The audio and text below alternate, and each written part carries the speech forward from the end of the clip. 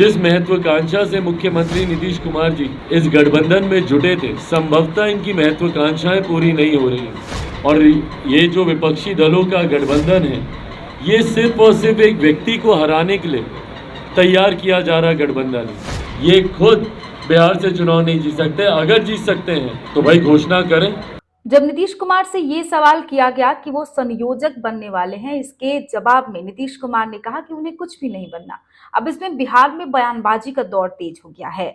चिराग पासवान ने इस पे अपनी प्रतिक्रिया दिया है। चिराग ने कहा है कि इंडिया गठबंधन का ही कुछ नहीं बनने वाला है। इंडिया का जो तथाकथित गठबंधन है, इसमें ये लोग देश का नाम राजनीतिक लाभ के लिए इस्तेमाल कर रहे हैं। गठबंधन में सिर्फ विरोधाभास दिख रहा है। जिस गठबंधन की नीति नहीं, उस गठबंधन को जनता स्वीकार नहीं करेगी। वही उन्होंने 7 निश्चय योजना को बिहार का सबसे बड़ा भ्रष्टाचार बताया है।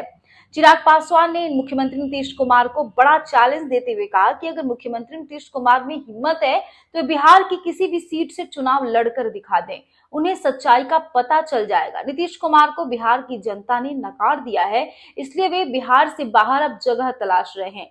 बिहार में किसी पार्टी के पास कोई विजन नहीं है। बिहार के युवा राज्य की सत्ता पलटने वाले हैं। एनडीए ने 2019 के लोकसभा चुनाव में 40 में से 39 सीटों पे जीत हासिल की, लेकिन इस बार 40 में से 40 सीटें जीतेंगी।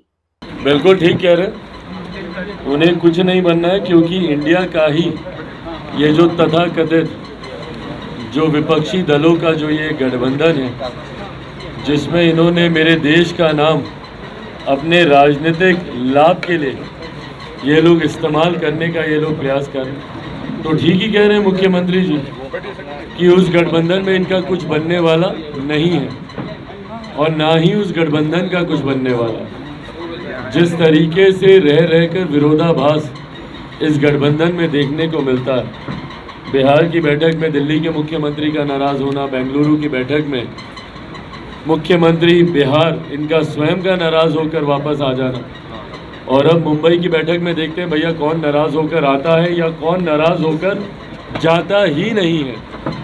क्योंकि जिस तरीके से दिल्ली में कांग्रेस के प्रवक्ता का एक बयान आया और आम आदमी पार्टी ने तुरंत उसके ऊपर एक तीखी प्रतिक्रिया दी, तो ऐसे में कौन इस गठबंधन में जाता है नहीं जाता है मुंबई वाली बैठक में, ये देखने के लिए होगा।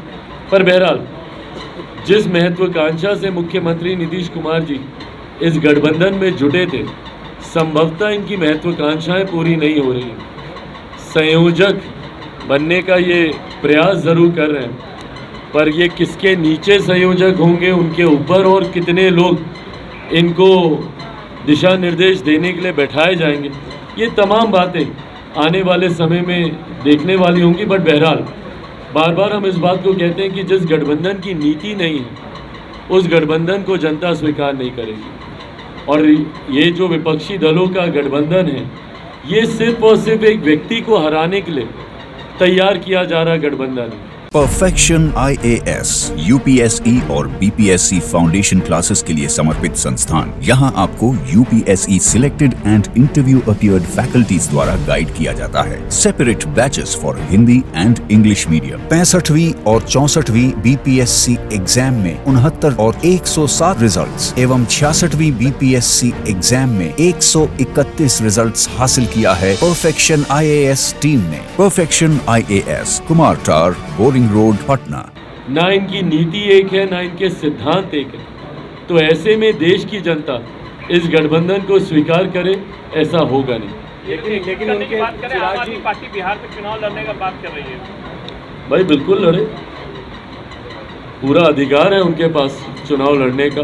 देश के किसी भी कोने में जाकर वो चुनाव लड़ सकते हैं, पर अंतोगत्वा बिहार की जनता कितना आपको स्वीकार करेगी, और बिहार की जनता तभी स्वीकार करेगी जब आपके पास विकसित बिहार को लेकर वो विजन होगा, वो सोच होगी। सिर्फ आप एक राज्य में आपकी सरकार है, एक आध राज्य में, और इसीलिए आप यहाँ पर अपनी दावेदारी पेश करें। आज की तारीख में बिहार की जनता इतनी जागरूक है, इतनी जानकार है कि अब कम से कम अपने भविष्य के लिए वो बेहतर निर्णय ले सकती है। 2020 में भी परिणाम इसी अनुसार थे। मुख्यमंत्री जी को तीसरे नंबर की पार्टी बनाने की सोच इसीलिए थी क्योंकि बिहार की जनता उनसे आक्रोशित थी और उन्हें नकार चुकी थी। भले आज वो किसी की कृपा पर मुख्यमंत्री बन गए, पर बिहार की जनता अब जान गई है कि किसको अपना साथ देना है, किसका नहीं। नीतीश कुमार के मंत्री श्रवण कुमार ने लेकिन कहा है कि यूपी बिहार के जनता लोग चाहते हैं कि पीएम इंडिया गठबंधन की तरफ से पीएम उम्मीदवार नीतीश कुमार हो। कौन सा सर्वे करवाया है उन्होंने, पूछेगा मंत्री जी से। भाई बिहार में सर्वे करा लें तो सबसे वर्स्ट मुख्यमंत्री अगर कोई आएंगे तो उसमें पहले पायदान पर ज़रूर मुख्यमंत्री नीतीश कुमार जी होंगे।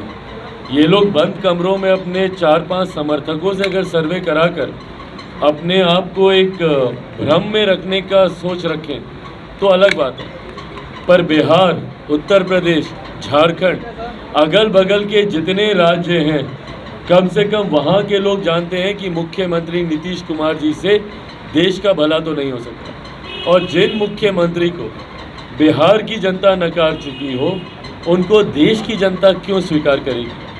जिनकी स्वीकार्यता अपने ही प्रदेश में नहीं है। अगर अपने प्रदेश में है भाई तो हम खुली चुनौती देते हैं। हिम्मत है तो मुख्यमंत्री जी बिहार की किसी भी सीट से चुनाव लड़कर दिखाएं और जीत कर दिखाएं। क्यों भैया दूसरे राज्यों में जाकर सीट तलाशने का ये प्रयास कर रहे हैं? इसी डर से ना, क्योंकि बिहार से ये चुनाव नहीं जीत सकते। भाई इनके विधायक नहीं बिहार से चुनाव जीत पाते। क्या हुआ था उपचुनाव में, क्यों नहीं जीत गए? क्या हुआ था पिछले विधानसभा के चुनाव में, क्यों आधे से ज़्यादा प्रत्याशी इनके चुनाव हार गए? तो जब इनके विधायक यहाँ से चुनाव नहीं जीत सकते, ये खुद बिहार से चुनाव नहीं जीत सकते। अगर जीत सकते हैं तो भाई घोषणा करें और आए खुले मैदान पर, अपने आप साफ हो जाएगा दूध का दूध और पानी का पानी। क्या लग रहा है चिराग पासवान की बिहार सरकार क्या एडजस्ट करेगी बीएड के छात्रों को जो उत्तीर्ण होंगे? भाई बिहार सरकार की प्राथमिकताओं में ही नहीं है ये। उनको एडजस्ट करना बार बार जो सरकार नियमावली बदलती हो, खुद ही ये सरकार इतनी कंफ्यूज है।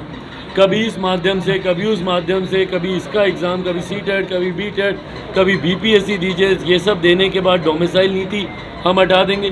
जो सरकार खुद ही कंफ्यूज है और जिस सरकार को खुद पता ही नहीं है कि किस नियम के तहत हमको बहाली करनी है, और इसीलिए सालों से जिस बहाली को लटका के रखा गया, ऐसे में ये किसी और का समावेश करे, ये सोच भी मुझे नहीं लगता कि बिहार सरकार की। केवल दिखावा है, सिर्फ दिखावा, मात्र दिखावा। धन्यवाद।